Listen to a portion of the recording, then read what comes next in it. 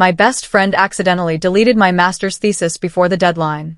She didn't know I had a cloud backup and a record of her browser history. The clock on my desk ticked toward 2 a.m., but I didn't feel tired at all.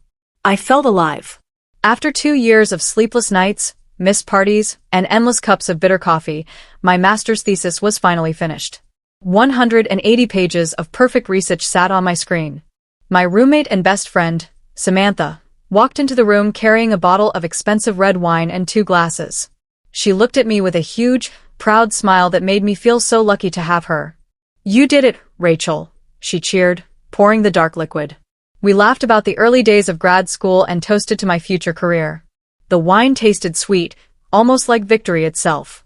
I took a deep sip, feeling the stress melt away.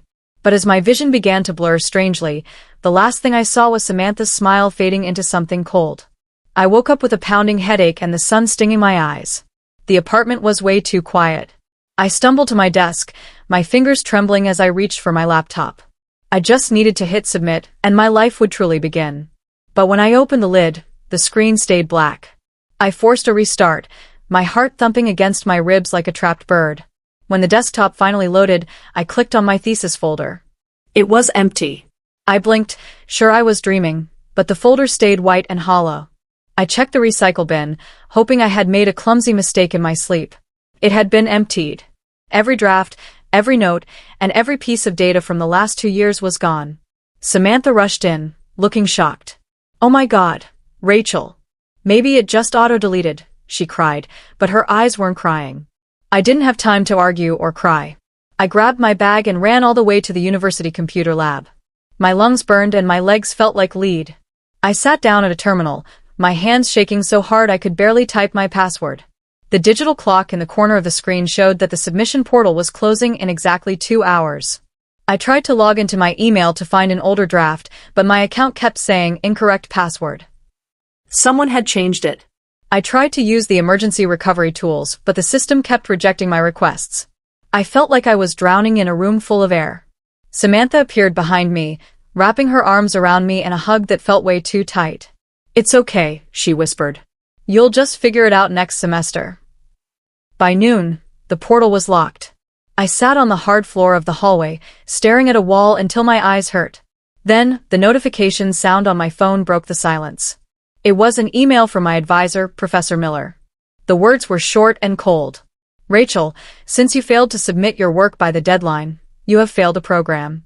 There are no extensions for this level of study." Just like that, my dream degree, my hard-earned scholarship, and my entire future were erased. I felt sick to my stomach.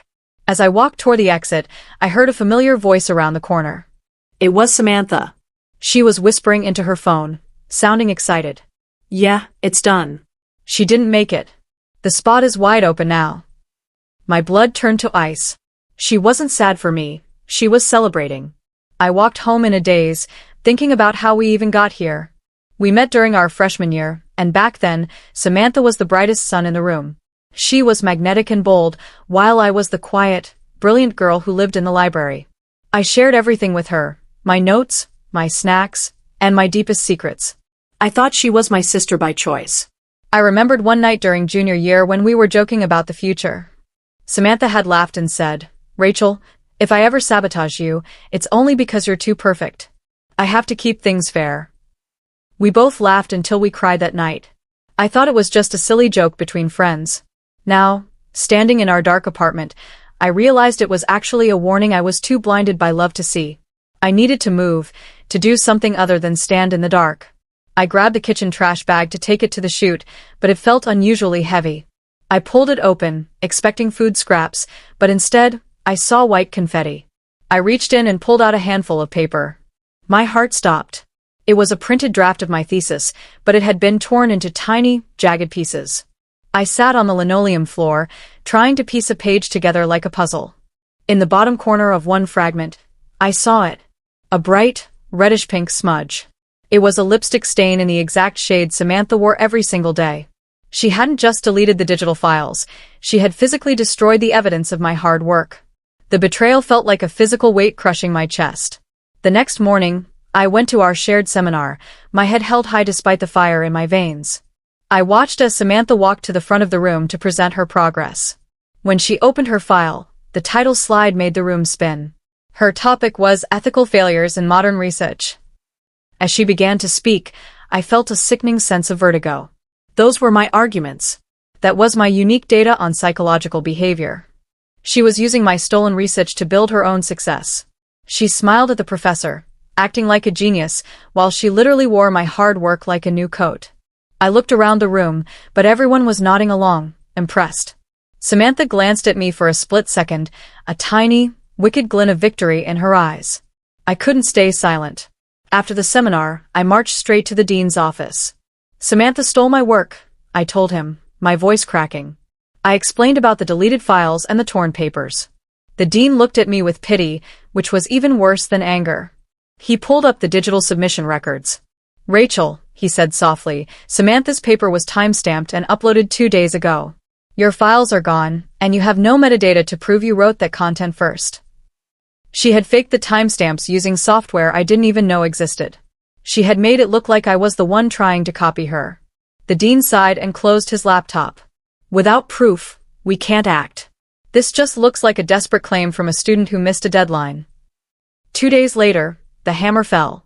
I received a formal letter stating that I was being suspended for unsubstantiated academic misconduct.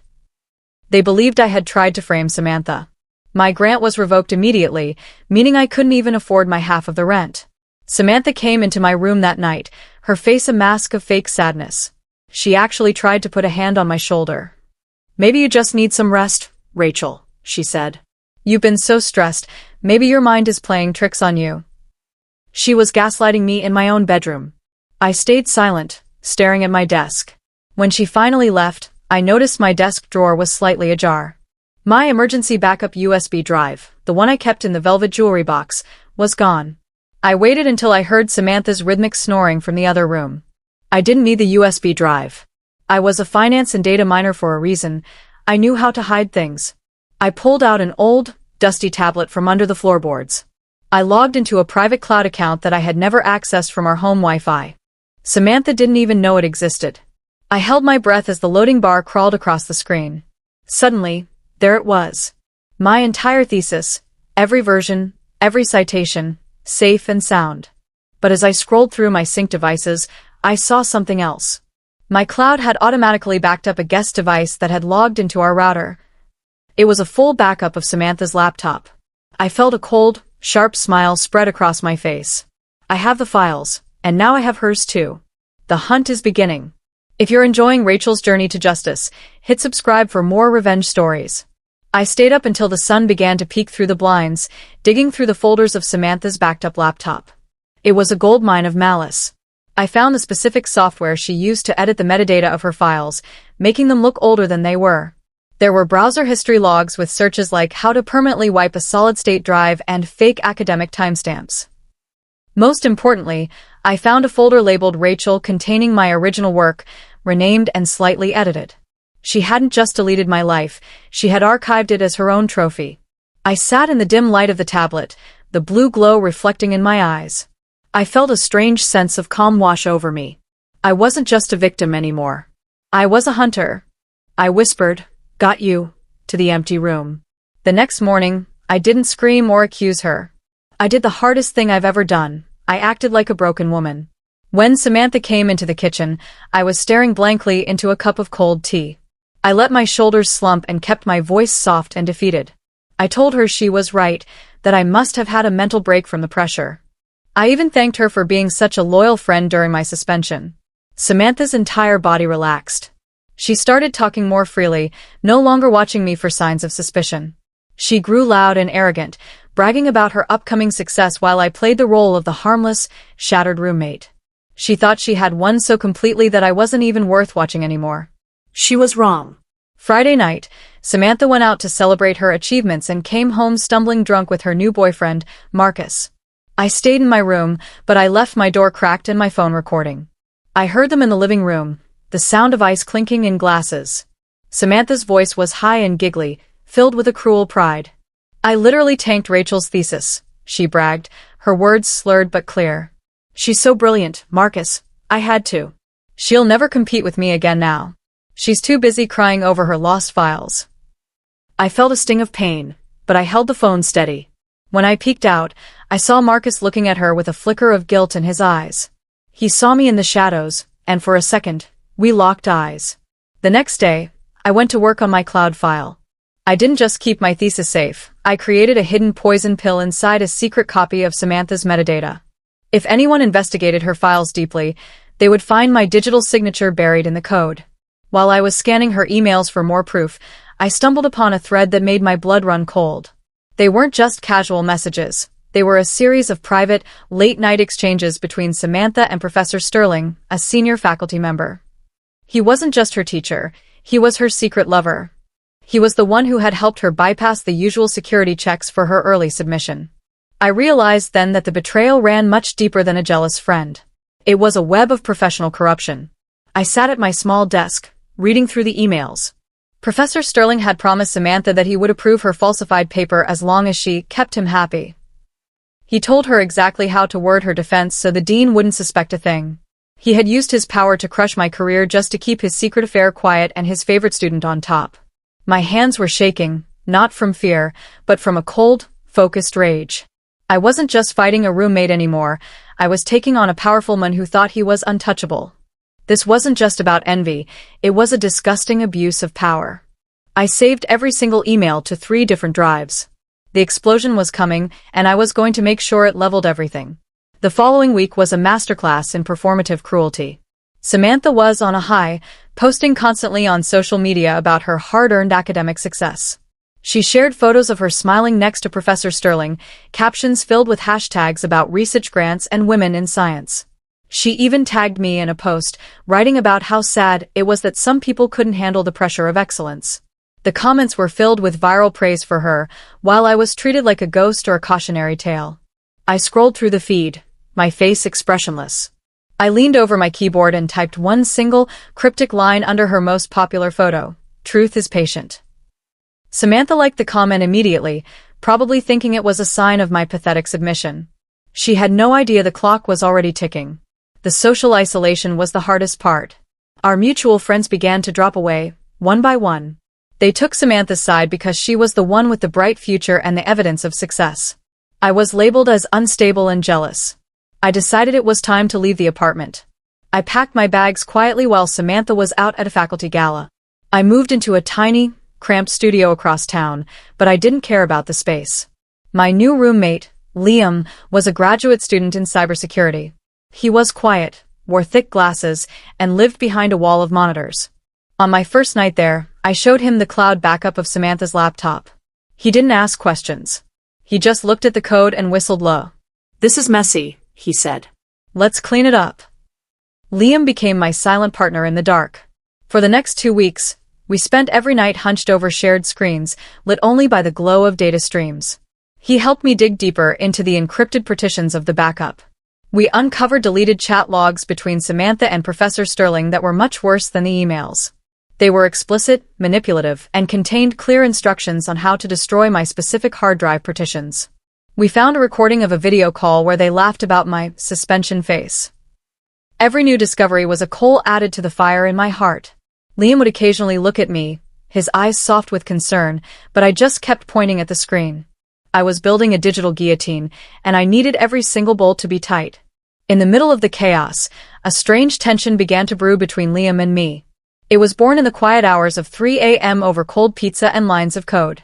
There were soft touches over shared mousepads and long, meaningful silences while we waited for files to decrypt. One night, after successfully extracting a hidden voice note, we stood in the kitchen.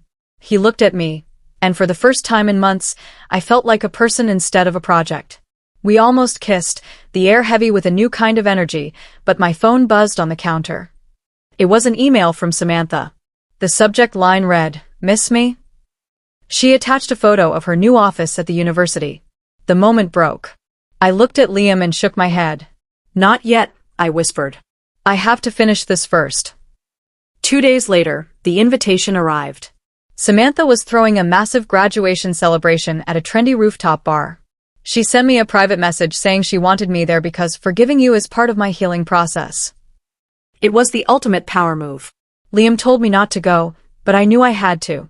I needed her to see me one last time before the end. I wore a simple black dress and kept my makeup minimal. When I arrived, the air was thick with the smell of expensive perfume and ego. I watched as Samantha stood on a small stage, receiving a mock award from her peers for the exact thesis I had written. She looked radiant, powerful, and completely untouchable. I stood in the back of the room, sipping water, and smiled faintly. Liam had insisted I wear a small, high-tech pin on my dress. It was a hidden microphone that fed directly to his laptop back at the studio. As the party roared around me, I drifted toward the VIP section where Samantha was holding court. She was surrounded by a circle of admirers, her face flushed with expensive champagne and the thrill of being worshipped. I stayed in the shadows, listening as she began to boast. Rachel was always talented, but she lacked the killer instinct, Samantha laughed, leaning in close to her friends. She's too weak to fight back. She actually thanked me for being a good friend while I was clearing her path for myself. I felt a cold chill, but I didn't move. I just looked at my watch. The recording was crystal clear. That's what you think, I whispered to myself. The next phase required a delicate touch. I created a fake digital identity, a high-end academic recruiter named Elena. I started emailing Samantha anonymously, pretending to be a talent scout for a prestigious international research firm. I told her I had seen her work and was blown away by her unique data. Samantha, fueled by her own ego, bit the hook immediately. She wanted the six-figure salary and the global fame. To verify her brilliance for the final interview, I asked her to send over all her original research files, including the raw data sets. She sent them all within the hour. What she didn't realize was that I was running a script to compare the metadata. The hidden code I had embedded in my original work was glowing red in her original files. I had her signature on my work. I decided to give her a small taste of the coming storm. Using a burner account on a popular academic forum, I uploaded a teaser of an upcoming exposé on data ethics. I didn't name her yet, but I used specific charts and unique phrasing that only someone who knew the thesis would recognize. It went viral in the graduate community overnight. By morning, the post had thousands of shares and hundreds of comments from students who had suspected foul play in the department. I watched the traffic spike from my desk at Liam's. My phone buzzed. It was a frantic text from Samantha to our old group chat. "Someone is trying to ruin me. Some psycho is posting my data," she typed. I didn't reply. I just watched the blue light of the monitor reflecting in my eyes. The air in the studio felt electric. I had spent the last 48 hours scrubbing every trace of my connection to Elena and the forum posts. I was a ghost in the machine. I looked at the folder Liam had prepared. It was titled The End. It contained everything: the browser history, the voice notes, the falsified metadata, the emails with Professor Sterling, and the recording from the party. I turned to Liam, who was hovering his finger over the send button that would distribute the file to the university's Board of Regents and every major news outlet in the city. "Are you sure?" he asked softly. I took a deep breath, feeling the weight of the last few months finally lifting. "Time to make her famous for the right reasons," I said. He pressed record, and we watched the data fly. At exactly 8 a.m. on Monday morning, the digital guillotine dropped. I had scheduled an automated, mass upload of the end folder to the university's central servers, the ethics committee, and the personal inboxes of every faculty member. Every screen in the department received a data ethics breach notification. It wasn't just a boring report. It was a curated, undeniable story of betrayal. It opened with a screenshot of her browser history, how to fake academic metadata. Then came the audio of her bragging at the party. Finally, it showed the side-by-side comparison of my original cloud files and her stolen version. The entire department came to a standstill. I stood outside the campus gates, watching the building. The justice I had been dreaming of was finally starting. I felt cold, calm, and completely powerful. The chaos was immediate. I stood across the street, watching students huddled over their phones, gasping as they scrolled through the evidence. The faculty building was in a total scramble. Professors were running between offices, and I saw the dean's assistant pacing frantically by the window. Samantha's prestigious scholarship was revoked within the hour, a news update that flashed across the university's internal portal. A specific screenshot began to spread like wildfire on social media, her browser history showing the search "how to fake academic metadata" right next to her smug profile picture. There was no room for excuses and no place for her to hide. Her name, once synonymous with brilliance, was now tied to the biggest fraud in the school's history. The air felt lighter than it had in months. The collapse had officially begun. By midday, The story had jumped from the university servers to the public eye. The expose hit the front page of a major academic subreddit and quickly gained traction on Twitter. The hashtag fake scholar began to trend as thousands of people shared the story of the brilliant student whose work was stolen by her best friend. The internet did what it does best. It dismantled Samantha's life piece by piece. Every award she had boasted about was questioned, and every post she had made was flooded with angry comments. I sat in a quiet coffee shop, watching the digital world burn. I pulled up her latest success post and added one final sentence under the thousands of others. Some data can't be erased. Within minutes, my comment had thousands of likes. The truth was finally louder than her lies. The fire I started quickly spread to the man who thought he was untouchable. Professor Sterling's downfall was swift and brutal. Once the emails between him and Samantha leaked, showing their flirty, manipulative deal to crush my career, the university had no choice. He was fired for gross misconduct and escorted out of the building by security in front of a crowd of whispering students. But the professional loss was only the beginning for him. The emails were so explicit that they soon reached his family. I heard through the grapevine that his wife filed for divorce the very next morning. Samantha had lost her most powerful ally and her protector. She was standing in the middle of a storm with no umbrella, and the man who helped her was buried under the same rubble. That evening, my phone buzzed with a call from a restricted number. It was a prominent investigative journalist who had been following the viral thread. "I'm looking for the woman behind the files," he said, his voice buzzing with excitement. "Are you the victim? Do you want to go on the record?" I took a long pause, looking at my reflection in the window. I didn't want the fame, and I didn't want to be known as a victim for the rest of my life. "I have no comment," I replied calmly. "The evidence speaks for itself." But before I hung up, I sent him one final, encrypted attachment. It was the full audio recording of Samantha's drunken confession from the party. "This is all you need," I whispered.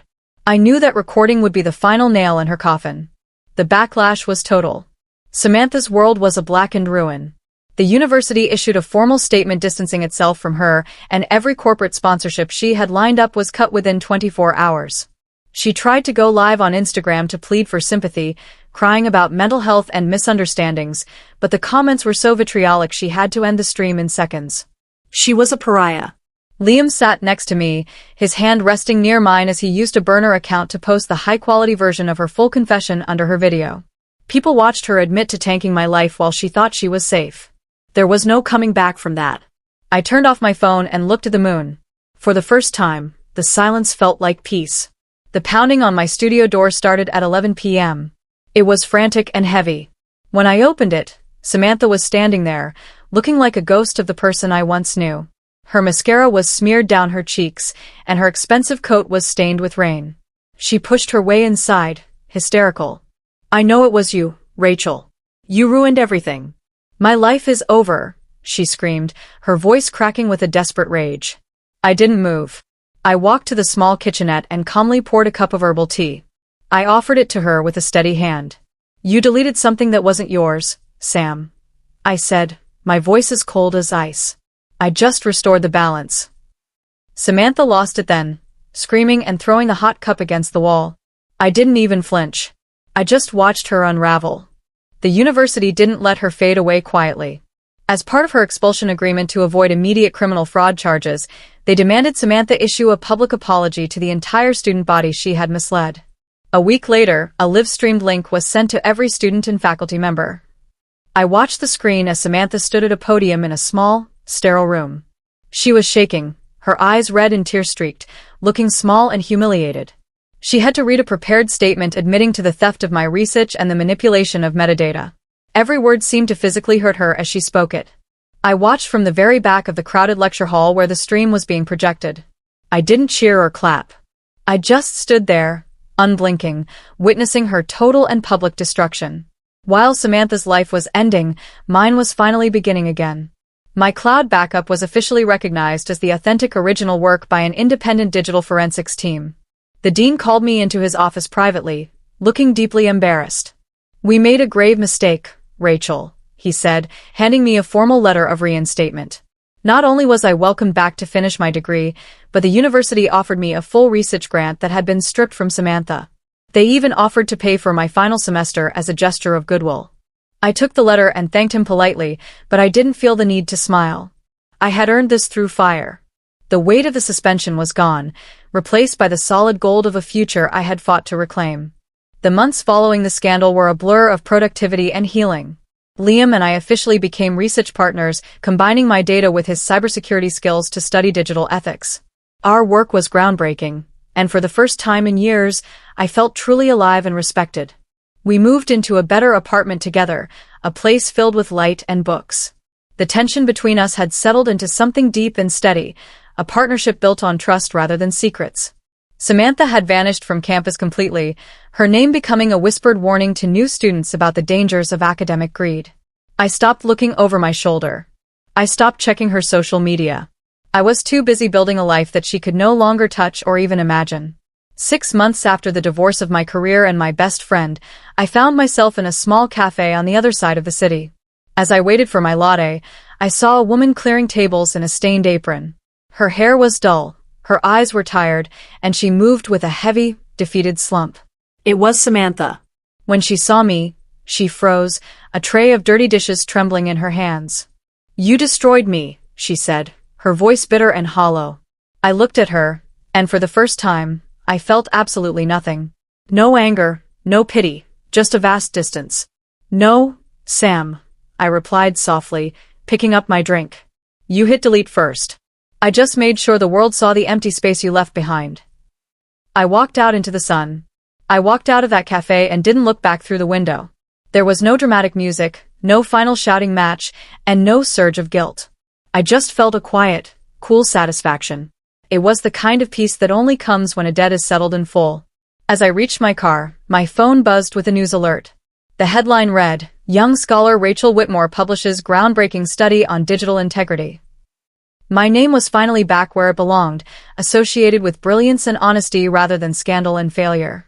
I sat in the driver's seat for a moment, letting the warmth of the sun hit my face. Samantha was a shadow in a stained apron, while I was stepping into the light of a career I had built twice. I started the engine and drove away. A few weeks later, I was invited to speak at a national seminar about digital ethics, the very topic that had been born from my betrayal. I stood on a stage in front of hundreds of people, the bright lights reflecting off my notes. I didn't talk about Samantha by name, but I talked about the vulnerability of truth in a digital world. I spoke about how easily a life can be deleted if we aren't careful, and the importance of building systems that protect the creators. I ended my speech with a line that brought the entire room to a hushed silence. Some mistakes in life are permanent, and some deletions can never be undone. When I finished, the applause was thunderous. It was the sound of 1,000 people recognizing the truth. I finally felt like I had closed the book. That evening, while I was celebrating with Liam at a quiet dinner, I noticed a notification from an old, secondary email account. It was a single message from an unverified sender, but I knew the digital fingerprint. It was from Samantha. There was no subject line, just one sentence in the body of the email. "You were right. I deserved it." I stared at the screen for a long time, the glow illuminating my face in the dim restaurant. It was the confession I had once craved, the admission of guilt that could have saved us both if she had said it months ago. Now, it was just a string of characters on a screen. I didn't feel a need to reply or to forgive her. I simply clicked the archive button and let the message disappear into the digital void. Later that night, I felt the urge to share one final thought with the community that had supported my journey. I logged onto my professional blog and wrote a short post. Forgiveness isn't about forgetting what happened or letting a toxic person back into your life. It's about remembering, and letting the truth speak louder than the lies that tried to bury it. Integrity is a shield that eventually reflects the fire back at the person who lit it. I hit post and watched as the likes and shares began to climb into the thousands. It went viral again, but this time, it wasn't about the drama. It was about the lesson. I realized that my revenge wasn't just about hurting Samantha, it was about reclaiming the narrative of my own life. I was finally free. I sat at my new desk in the apartment I shared with Liam, looking at my framed master's degree on the wall. The gold seal caught the morning light, a symbol of everything I had nearly lost and everything I had fought to save. She taught me that some friendships end with a standing ovation, and others end with a heavy, final silence. But the loudest revenge isn't a scream or a blow, it is the living proof of your own success while they remain stagnant. She had tried to delete my work once, but in doing so, she had accidentally written the first chapter of my greatest success. I closed my laptop and felt the weight of a finished story. She deleted my work once, I deleted her future. Permanently. The screen went black, and I was finally at peace. If you enjoyed seeing the truth win and the villain fall, hit subscribe for more revenge stories.